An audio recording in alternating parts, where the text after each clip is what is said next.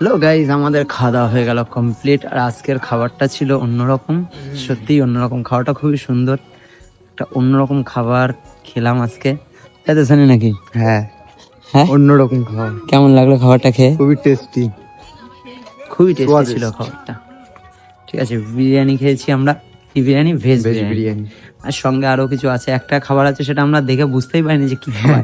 আইটেমটা আমরা বুঝতে পারিনি, টেস্ট হ্যাঁ। করে বুঝতে পারিনি যে এটা কি খাবার, লাস্টে আমি বললাম যে হয়তো ডালের কোনো কিছু বড়া হবে, তো সেটাই। কিন্তু তাও কনফার্ম না। তো চলো। খাওয়া দাওয়ার পর আবারও শুরু হয়ে গেল ফটোশুট। এবার শুধু ফটো তোলার পালা। এদিকে আমি ফটো তুলছিলাম আর সনি লাইটটাকে কন্ট্রোল করছিল। আউটডোর শ্যুট কমপ্লিট হওয়ার পর এইবার শুরু করলাম ইনডোর শ্যুট।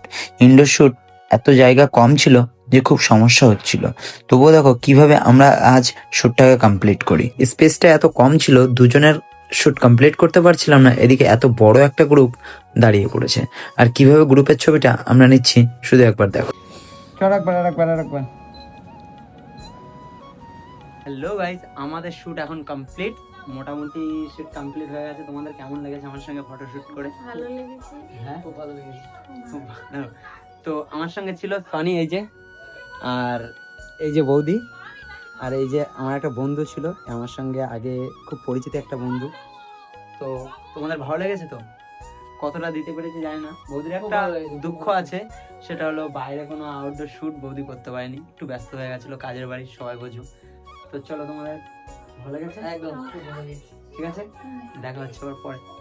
চলো, টাটা টাটা করো দুজনা।